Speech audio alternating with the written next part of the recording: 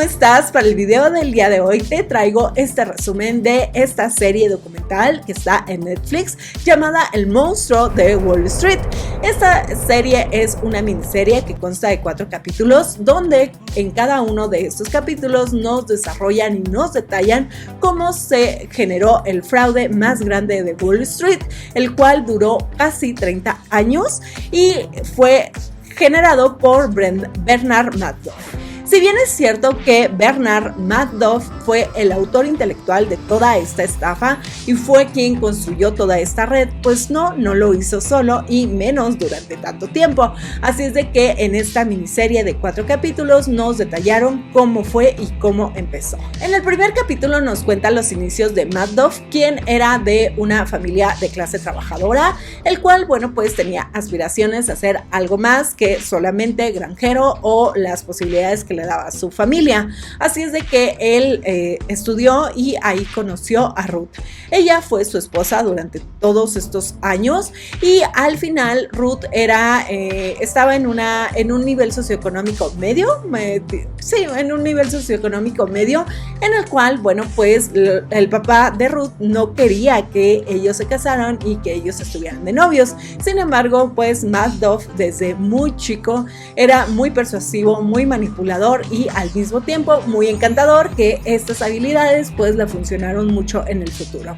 Así es de que Ruth y él se enamoraron, se casaron, estuvieron juntos. Sin embargo, conforme fue pasando el tiempo, pues el papá de Ruth tuvo que aceptarlo porque básicamente no le quedó de otra.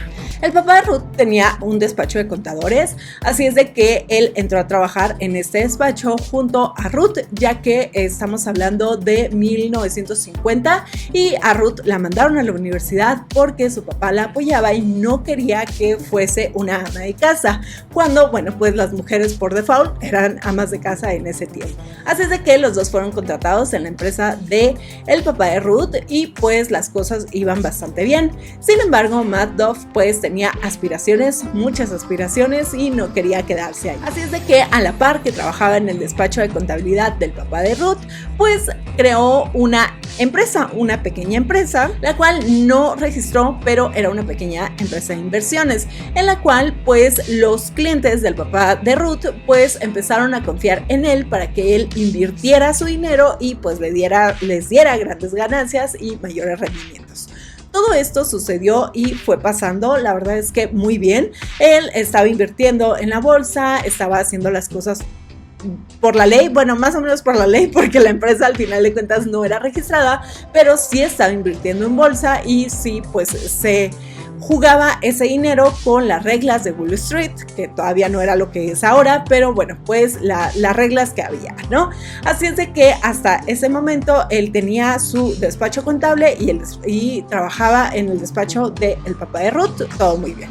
Su empresa ilegal pues fue creciendo porque pues sí daba los rendimientos que él decía y de boca en boca fue creciendo y más gente pues fue confiando en él y quería pues que le multiplicara su dinero. ¿Quién era ese chico de oro?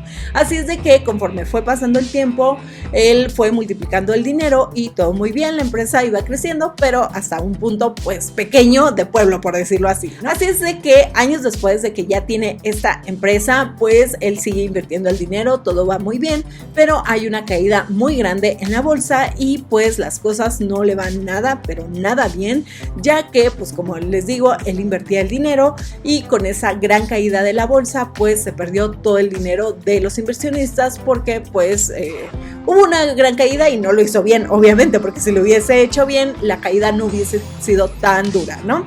Así es de que para ese entonces eran $5,000 lo que tenía en inversiones de todos sus clientes y él tenía pues 2 opciones. En ese momento tenía la opción de ir con sus clientes, explicarles que cuando inviertes en bolsa pues hay riesgos y cuando pasa esas caídas del mercado pues es el riesgo que asumes cuando estás invirtiendo en la bolsa, todo el mundo lo sabe. Entonces tenía la opción de ir y decirles y hacer las cosas por la ley, o por el otro lado tapar todo y hacer de cuenta que aquí no sucedió nada. En ese momento le contó al papá de Ruth lo que estaba sucediendo y le pidió los $5,000 para tapar esta situación y que nadie se enterara que lo había perdido todo, y con ello pues su reputación y la reputación del papá de Ruth pues no se fuera por los suelos, porque él seguiría siendo el chico de oro. Así es de que el papá de Ruth acepta, le da estos $5,000, tapan todo, nadie se enteró de esto. Así es de que esto le jugó a su favor, porque cuando todos habían perdido, cuando había una caída de la bolsa que no había forma de recuperarse, pues al final de cuentas él no perdió. Él le siguió dando sus rendimientos a toda la gente que estaba ahí. Entonces pues obviamente que se hizo más famoso, más conocido, y su reputación se fue generando pues a mejor. Fue pasando el tiempo y para esto él ya tenía dos empresas, una que era Investment Security, que era una empresa legal, era una empresa de transacciones, de inversiones, pero a la par seguía teniendo su empresa pues no registrada, no regulada, y esta empresa después de esa caída se convirtió en un esquema Ponzi, que de hecho el esquema Ponzi ya lo hemos hablado en este canal. Sin embargo, como resumen rápido, un esquema Ponzi es que en este caso el dinero que le daban los clientes, él jamás lo invertía. Lo que hacía es que con el dinero de los nuevos le pagaba a los viejos y le daba vuelta al dinero. Así es de que después de la caída, de la primera caída de los $5,000 que tuvo, jamás volvió a invertir a ese dinero y se la jugó el todo por el todo con un esquema Ponzi. Pasaron los años y para 1980 o en los 80s, pues él se muda a Wall Street, se muda a Nueva York, renta un piso, el piso 19, para su empresa de Investment Securities, la empresa legal, la empresa que estaba a la luz del mundo y la empresa que todo el mundo conocía, por la cual él se estaba ganando mucha, pero mucha reputación, estaba creciendo. Pero a la par seguía teniendo su esquema Ponzi, el cual además lo utilizaba como su caja personal, y cada que necesitaba dinero o que quería demostrar que tenía la gran vida del empresario de Wall Street, pues agarraba dinero, se iba de viaje, hacía muchísimas cosas y vivía esa vida del supermillonario. Obviamente que todas estas situaciones le ayudaron muchísimo a que tuviese más credibilidad y más confianza de parte de los inversores, ya que pues para empezar él te estaba demostrando que tenía una vida de ensueño con sus inversiones, porque era el chico de oro y sabía invertir, sabía cómo hacer ganar dinero en la bolsa, y eso no cualquiera, y además nunca perdía. Llega 1987 cuando hay una caída terrible, un lunes negro, un lunes terrible, en el cual, bueno, pues él ya tenía su empresa en el piso 19, Investment Security, en la cual pues cuando esto sucedió, o cuando sucede, que de hecho todavía sucede, cuando hay una gran caída, lo que hacen los corredores de bolsa, Wall Street, los bancos, etc., es no contestar los teléfonos. ¿Por qué no los contestan? Pues porque no hay transacciones. Si la bolsa está caída y tú quieres sacar tu dinero, pues se va a caer más. Y si alguien quiere comprar, pues como no sabes cómo se va a mover el mercado, mejor no contestes el teléfono y no hay movimientos. ¿Por qué? Porque está caída la bolsa. Entonces en ese momento él tenía la opción de no contestar. Así es de que cuando sale de su oficina, y esto lo dijo una de sus secretarias, es ¿qué están haciendo? ¿Por qué no están contestando los teléfonos? Y ellos dijeron, pues porque la bolsa está caída, ¿cómo vamos a perder más, no? Él dijo, tienen que contestar. Las instituciones regulatorias dicen por protocolo y por política que aunque se esté cayendo, nosotros tenemos que estar de pie y tenemos que contestar. Así es de que puso a todos a hacer transacciones, a contestar el teléfono, y bueno, pues las pérdidas fueron millonarias. Así es de que dada esta situación, pues todo el mundo perdió, a todo el mundo le fue mal, pero ellos se ganaron la reputación, o más reputación de la que ya tenían, porque fueron los únicos que sí contestaron el teléfono. ¿Qué sucedió? Pues la pérdida fue terrible. Sin embargo, para ellos no fue terrible, porque esto lo compensó, o esta caída la compensó con su estafa Ponzi, y a ojos del mundo él fue el superempresario que no perdió, que sí contestó los teléfonos y que asumió el riesgo de toda esta pérdida.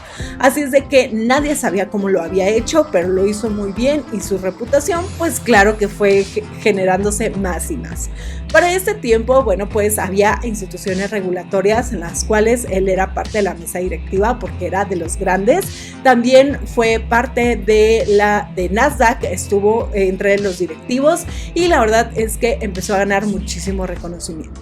Para principios de 1990, pues hubo una alerta de una de las instituciones regulatorias en la cual pues se dieron cuenta de su estafa o de su pequeño empresita, en la cual, bueno, pues un contador de apellido Avellino era quien se había encargado de ella antes de que él se mudara a Nueva York. La empresa se quedó dirigida por Avellino y pues todo bastante bien. De hecho, una de las máximas era no tener nada por escrito para que las instituciones regulatorias no se enteraran de que esto estaba sucediendo, de que existía esta empresa no regulada.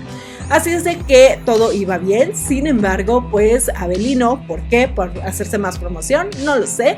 Pues al final hizo un flyer donde prometía rendimientos y ganancias que estaban fuera del mercado. Si el mercado te daba un 5%, ellos daban el 20% y todo el mundo decía cómo lo hacía, ¿no? Así es de que la institución reguladora mandó llamar a Avellino y le preguntó qué está sucediendo con esto. Y él dio un nombre, Bernard Madoff. Para esto, Bernard Madoff ya sabía de toda esta situación, habló con las instituciones regulatorias, les dijo que todo era legal, que todo estaba perfecto, que solamente pues casi se les había pasado mencionar o registrar la empresa, casi. Así es de que para ese momento, como él tenía muy buena reputación, nadie podía creer que estuviese haciendo una estafa, checaron la empresa, checaron que todo estaba perfecto, le pidieron que la regulara y que la registrara. Así es de que a partir de ese año, que fue principios de 1990, él registra esta empresa y contrata el piso 17, en el cual, bueno, pues contrata a un nuevo equipo para que le ayuden a generar todo esto, porque un hombre solo pues no puede hacerlo. Así es de que en el piso 17 contrata a un director financiero, por decirlo así, que pues la verdad es que no estaba mucho por lo legal. Contrata a 2 ingenieros en sistemas, casi recién salidos de la universidad, y les pide que hagan cosas no muy legales, por decirlo así, y ellos aceptan. Y también contrata a 2 secretarias que se encargan de ayudarle a hacer todo esto. ¿Cómo lo hizo? Bueno, pues para empezar, nada estaba en computadoras, nada estaba en el mundo del internet, también era a principios de 1990, no había el internet como era ahora, y todos los estados de cuenta, pues ellos los transcribían, y lo que hacían para seguir con esta burbuja, para seguir con esta estafa, era que los saldos los daban al día siguiente. Es decir, si hoy subió o cayó la bolsa, bueno, pues tú ya sabes el resultado del día. Así es de que el día de mañana pues generamos el estado de cuenta con un saldo ganador, ya sea que ganó o perdió, porque ya sabes lo que sucedió. Entonces a todos los clientes les mandaban estos estados de cuenta al día siguiente de lo que estaba pasando, y pues era una máquina muy bien pensada, muy funcional, en la cual, bueno, pues les daban los datos de un día después, aunque pues seguía con la estafa Ponzi. ¿Qué sucede? Pues esto va muy bien, la verdad es que bastante bien, y durante los siguientes años él siguió ganando reconocimiento, pero ya para 1990 o para esta década, pues él fue creciendo. De hecho, se compró un jet privado, casas en todas partes del mundo, le fue súper bien la vida de jet set, y ahora resulta que todo el mundo sabía de su fondo de inversión, de este fondo de inversión increíble, el cual te daba rendimientos y nunca perdía, pero ahora él se daba el lujo de decir si entras o no entras. Yo decido a quién invito o a quién no invito, y pues solamente puedes invertir conmigo por invitación. Si yo no te invito, tú no vas. ¿Qué está haciendo? Pues jugando con la exclusividad, y más cuando estamos hablando de grandes millonarios que en ningún lado lo rechazan. Bueno, pues él se daba el lujo de rechazarlos. Había 4 grandes empresarios, 4 grandes nombres, los cuales ayudaron a que esta estafa Ponzi siguiera en acción, porque metieron muchísimo dinero. Entonces, al meter tanto dinero, pues había manera de seguirle dando vuelta. Los nombres son Carl Sharpio, Norman Levy, Jeffrey Pickoware y Stanley Chase. Estos 4 permitieron que esta estafa Ponzi siguiera y siguiera porque pues eran quien le financiaba. Así es de que hasta ese momento todo iba bien, todo iba perfecto. Y hasta este punto vamos a dejar este video porque creo que ya se hizo larguísimo, y en un segundo video les voy a traer la segunda parte de esta historia que está de no te lo puedo creer que sucedió esto. Así es de que en el próximo video les termino de contar esta historia. Por favor, déjenme aquí abajo en los comentarios qué es lo que opinan al respecto.